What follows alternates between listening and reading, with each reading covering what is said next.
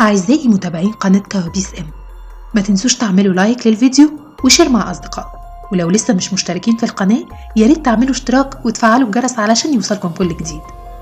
يلا نبدأ.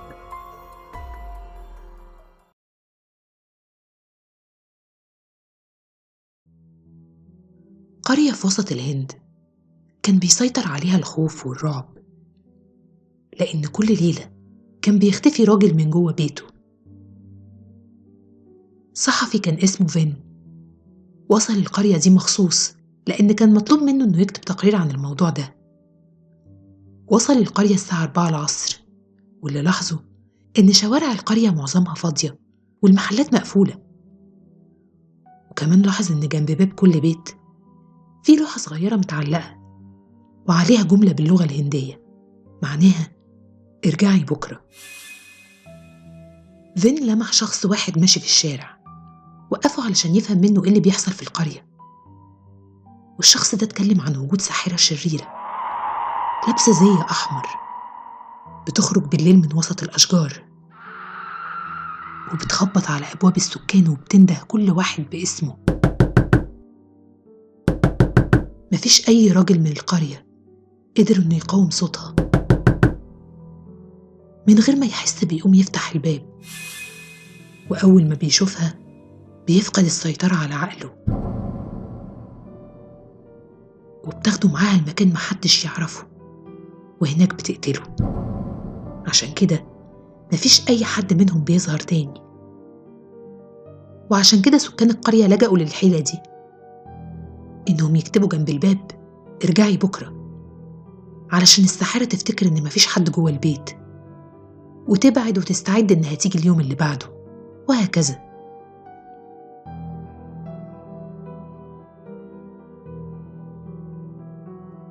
فين شكر الشخص اللي عطاله المعلومات واستعد لإنه يروح، لأن الشمس بدأت تغيب، وكان شايف إنه قدر يوصل للي هو عايزه، والخبر هيتنشر في جريدة بكرة. الليل دخل عليه وهو في الطريق، وللأسف الموتوسيكل اللي كان راكبه اتعطل. الدنيا كانت ضلمة، وكل الناس خلاص دخلت وقفلت بيوتها، يعني مفيش أي حد ممكن يساعده. فجأة سمع صوت من بين الشجر بينده باسمه. فين فين فين فضل يزق الموتوسيكل بتاعه على قد ما يقدر علشان يخرج بره القرية، والصوت فضل ينادي عليه. فين فين شاف انعكاس للساحرة في المراية، طلع يجري بسرعة ودخل في أقرب بيت لقى بابه مفتوح علشان يستخبى جواه. بدأ يسمعها وهي بتخبط على الباب وبتنادي عليه. فين فين كان خايف جدا ومش عارف يتصرف.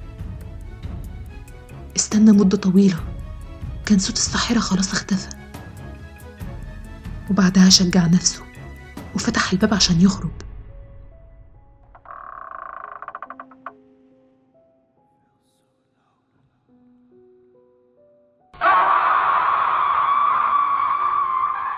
تاني يوم الصبح أهل القرية لقوه مغمى عليه جوه البيت.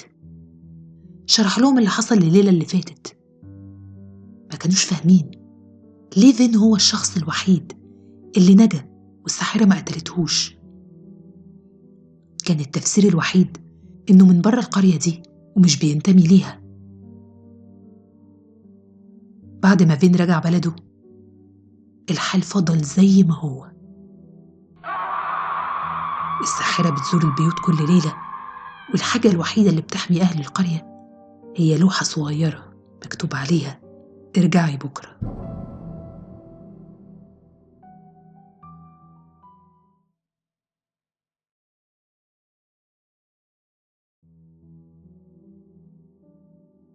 حسن كان مستكشف وكان بيحب شغله جدا. اتعود إنه يسافر أماكن كتير حول العالم، خصوصا الأماكن المخيفة واللي بيتحكى عنها أساطير غامضة. كمان كان مهتم جدا بعلم ما وراء الطبيعة، بس ما كانش يتخيل إنه ممكن في يوم يقع ضحية حبه لشغله. في مكان بعيد جدا في ولاية من ولايات أمريكا، قصر قديم ومهجور. القصة اللي بتتحكى عن المكان ده إن صاحبته كانت ساحرة، وإنها كانت بتقتل الخدامين اللي بيشتغلوا في القصر عن طريق إنها تقطع راسهم. أي حد كان بيروح يشتغل في القصر ده كان بيختفي بعد شهر واحد. ولما السكان اللي حوالين القصر اتأكدوا من حقيقة القصة ولعوا نار في القصر وحرقوه. حسن قرر إنه يروح هناك وياخد صور القصر من جوه. وصل هناك بالليل. لما دخل القصر من جوه الدنيا كانت ضلمة قوي، والقصر كان متدمر تماما. حسن شغل كاميرا الفيديو وبدأ يتجول في القصر. فجأة حس بحاجة خبطت راسه، بص شمال ويمين بس ملقاش أي حاجة حواليه. مشى خطوتين، المرة دي حاجة خبطت إيده ووقعت منها الكاميرا.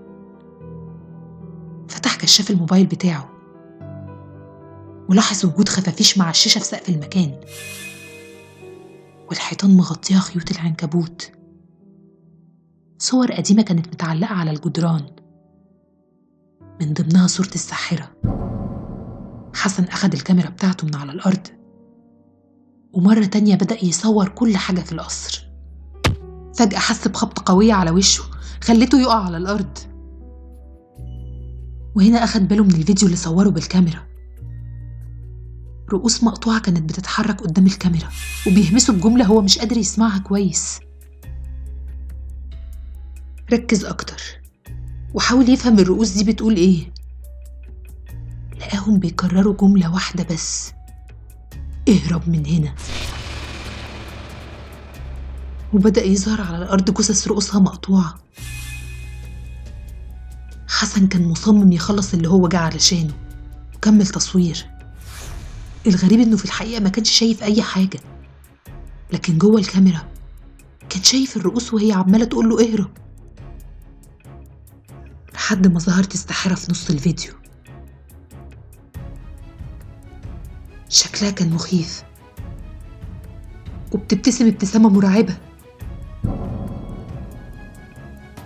هنا حسن حس بالرعب وطلع يجري علشان يهرب بره القصر، لكن فجأة الساحرة ظهرت من وراه وكتفته. كان بيحاول يجري لكن ما كانش عارف، هي شلت حركته تماما، لكن بطريقة ما هو قدر يتخلص منها. ركب عربيته وساق بسرعة بعيد عن القصر. وهو سايق بص في المراية،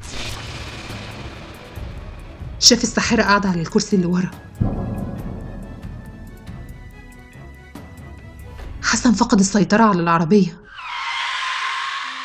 وعربية شحن كبيرة صدمته لما البوليس جاي يحقق في الحادثة اللي حصلت على الطريق. شافوا كاميرا الفيديو، ما كانش فيه أي حاجة ظاهرة في الفيديو غير حسن وهو بيصرخ وبيكلم نفسه وبيقول اهرب اهرب من هنا بسرعة.